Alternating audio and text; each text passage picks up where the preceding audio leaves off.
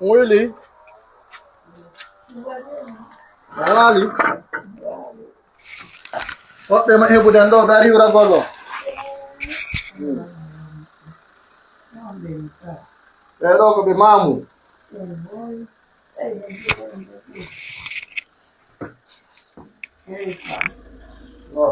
Assalamualaikum biro.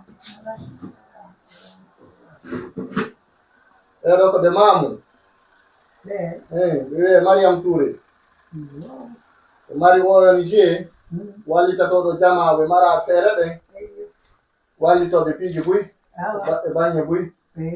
Hewti ko menga. Enga. Tago dari telemede. Ngati be ko monga be huro. Man. Ara ko Mariam Touré be wete. Haray ko no wodi den assalamualaikum.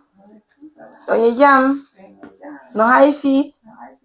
Allah yettama. Awa. Amen.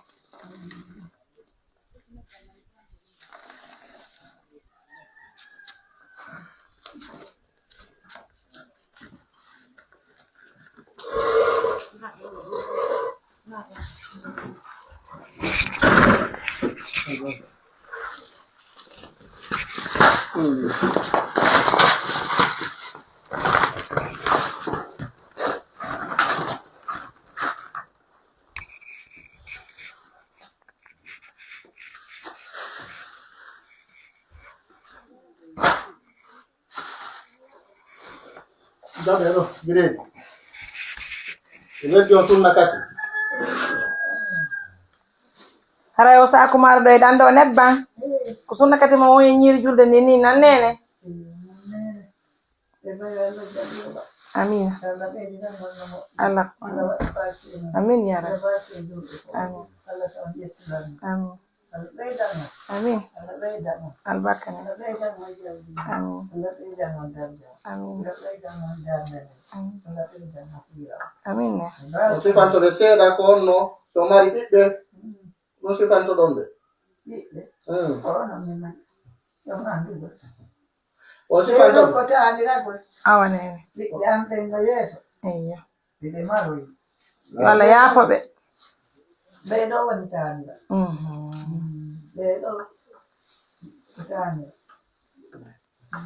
Kono woni ni nene.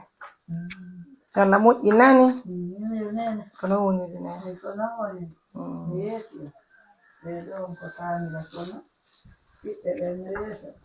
Awa nene. Eyo. o heɓuno ɓiɓɓe jelo. Ko ay goto wurani. Eyo. Wala na duɓe aljanna. Ngano on ko duuɓi jel feƴƴiniri. Capanta to feƴƴiniri. Aɗa wawani haala ka. Nedi.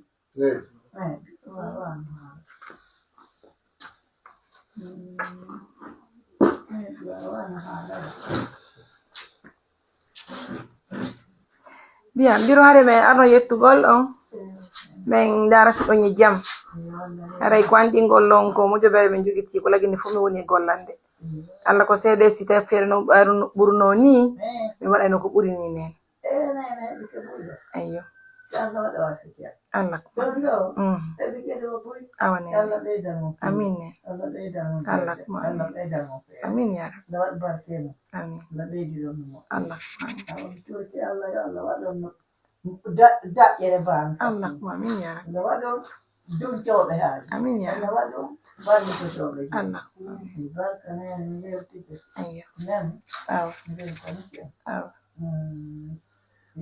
Ara ko nawde musidɓe meɗen welti moƴƴa meɗen jarni on no yurɗon ɗo ni ara miɗen ara telimile ara mi welti kene en joni min arno yettugol ngal barka inchallah ɓay men heeɓi volonto men kam eɗen ga haray tuma wottuma no min woniri aussi woni partenaire ɓe min immini men e moɗon min yetti falli kasi tawi ko nafakkaji min heeɓi min yewti min ara ka moɗon joni ɓay ɓe andi ga nannen on jarama barka nene barka nan nene amin ya rabbi Allah ko amin ya rabbi amin Allah ko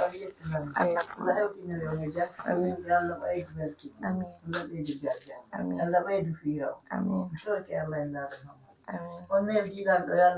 amin amin amin. Merci à vous. Ces sacs de riz, ça nous vient de Kanka, mesdames, messieurs, de la part de Madame Aïcha Doumbouya, qui est désormais partenaire de nos actions sur le terrain. Mesdames, messieurs, on dit grand merci de la confiance, de l'attention, de la fidélité. Je reconnais que la route de Télimine, elle est impraticable, mais il faut oser pour faire certaines choses. Alhamdoulilah, aujourd'hui nous sommes là, grâce au soutien de nos partenaires, mais surtout grâce à l'audace de notre représentante, qui a dit, Mariam, de prouver le bienvenu des actions ici chez nous. Et aujourd'hui, nous sommes là. Merci donc à tout le monde. C'est une équipe qui travaille. Hein. Une seule personne ne peut pas faire bouger une chose quand même. Donc, merci à vous. 10 personnes pour cette mission. Et nous avons trouvé notre représentante ici. Aussi, nous sommes accompagnés par le responsable des personnes vulnérables au niveau de la direction préfectorale, de la famille, de la femme et surtout des solidarités. On va vous laisser visionner la vidéo. Nene Joni me yeyi nani albarka Joni me yeyi awa nene amin ya amin Allah kumbaraji le usuma ya Allah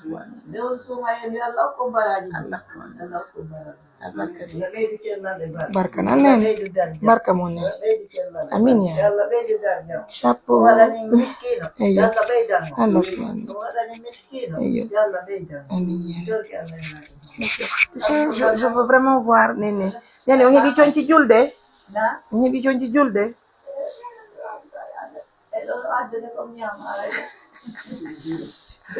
awa ta sena ka idine on miɗo waawi wonno siko gaɗa ɗo hay siko goɗɗo maɓɓe noon a ɓandu kono ɗuɗata ɓurata ɗo hay jokka misiide amen feten mbata yande kono ɗo miɗo waawi yewtoɗe pas de souci certainement ayo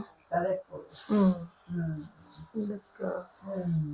Et la fête c'est dans 5 jours. On ne pourra pas avoir un tailleur qui va nous aider. C'est pas grave, nene. Mais il y a aussi des phénomènes nama namuru nani. Ouais, des fogol.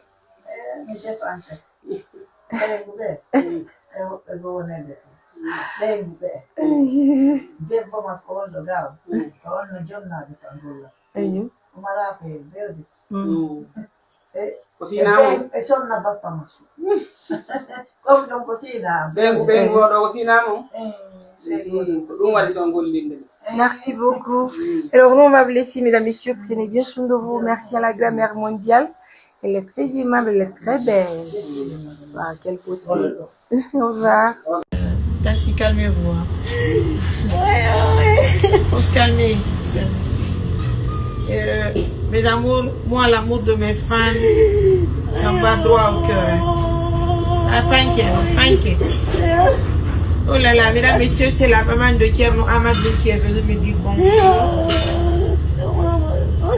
Et qu'elle a entendu des rumeurs que je suis arrêtée.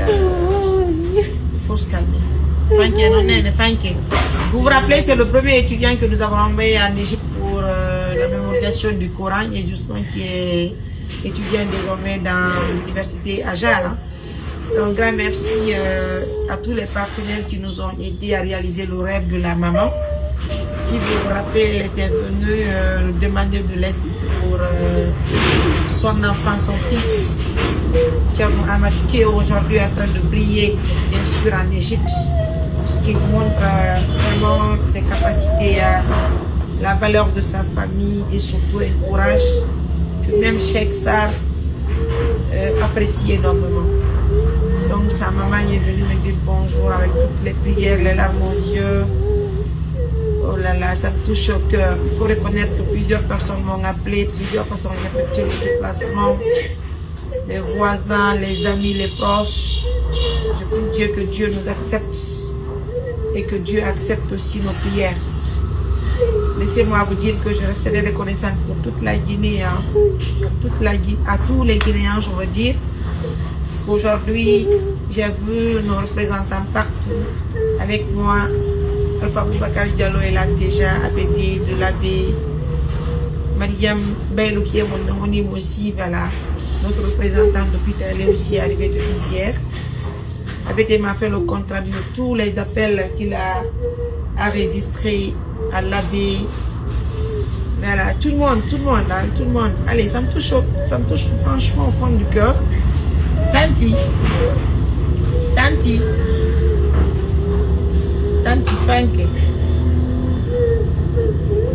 On a un putain donc. Ne tanti. Frankie, non.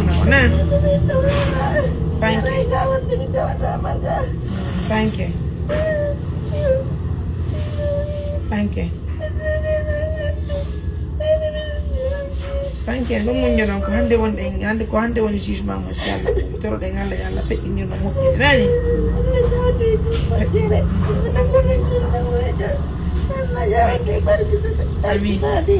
Amin. Mesdames, messieurs, c'est vraiment pitoyable. En tout cas, merci à tout le monde. Merci pour vos prières. Merci pour le déplacement. Merci à toute la Guinée. Merci à tous les Guinéens de près ou de loin, de la Guinée, de l'Afrique, de l'Europe, des États-Unis d'Amérique. Ça me touche au cœur. Sachez que Mariam est très contente et je prie Dieu que Dieu protège tous les Guinéens sans exception, que le monde entier d'ailleurs.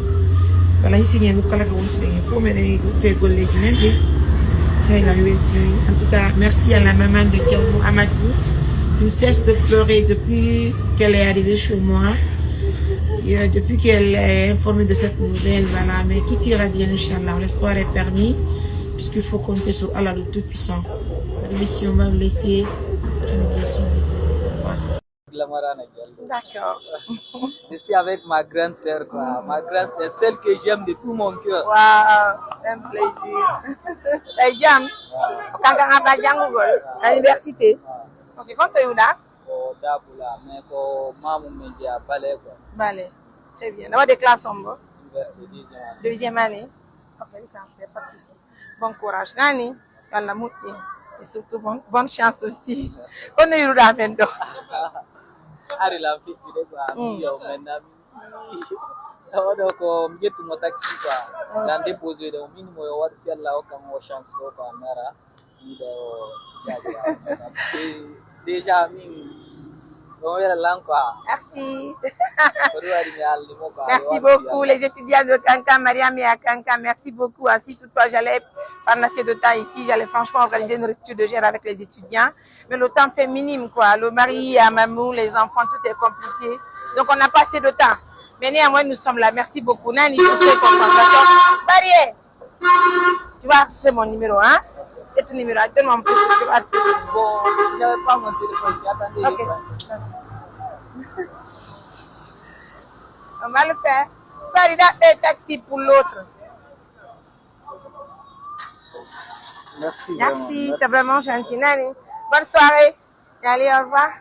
Musidɓe assalamu aleykum mi salmini murad moƴƴir mi yettimo ko tawna seeɗa jan salmini julɓe Allah min fooray ko andin tingol ɗon miɗon andi hiɗen ka meɗen timbo kabalam haray noon ko teddugal e moɗon iɗon andi o neniɗa o meɗen ɗo feƴƴin ɗon haray accouchement à domicile o acci ɓiɓɓe tato haray o yiindi ɗo murad mo yurmino satti ko tawna seeɗa haray noon en naɓɓi paykoy ka meɗen mamo haray mamu ko naɓude men kala tanne e régional haray noon ko hunde yurmude moƴƴa ɓayko koye déjà min ƴetti charge boboɓɓe ɓayɓe hospitalisama ɓe heɓi valise ɓe ko conki haray kadi inchallah lekkel ne yiɓite haray oɗo vidéo naare hunde yurmude naare o vidéo no yurmiri e hunde yurmude haray en foyɗen tora ballal ɓiye waw ɗaɓɓugol moto musidɓe moto touristique jiɗim on ɗo moto ko 17 millions 500 yeete wawi en sodugo motor nurtinde ɗo ɓe wuure haray wawi ƴettugo stage maɓɓe ɓay sen heeɓi motor no joni fende mo aɓe haray ɓe mari 1 million 680 mille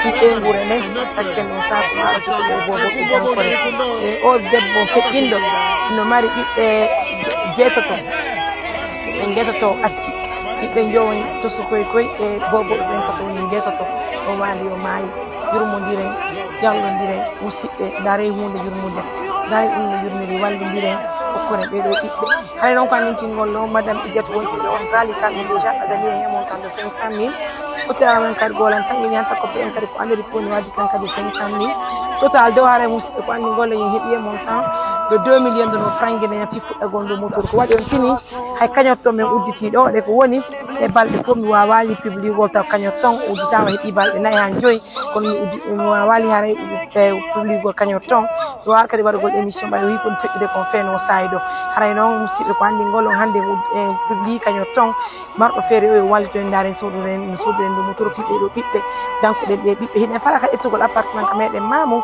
ardiren ɓe ngurenen ɗon baba maɓɓe ara ɓiɓɓe fof wona ɗon ɓe nade ɓe l'école dankuɗen kadi koye ɗo boboyi no yurmi e ko yurmi henede jono maya acca ɓiɓɓe hana yurmodiren musidɓe mo be waɗa ko wawi ko heeɓi taw 2 millions woni 500 mille woni 10 mille woni 1 million fof no hawri wawi heɓugol 17 millions 500 sode motoru ɗum ɗaɓɓaneɓe kadi appartement ka saare joɓen kadi pour une année ɗum noon kadi ɗum foti ballal sive o émission ɗo so Allah yaafo sonnaji yaafude mo yaafaɓe ɓeɗo kadi ɓiɓɓe yo Allah wuɗɗo waɗa barke maɓɓe assistance humanitaire d'urgence Mariam Touré yimɓe pour les intimes mais bien son de vous au revoir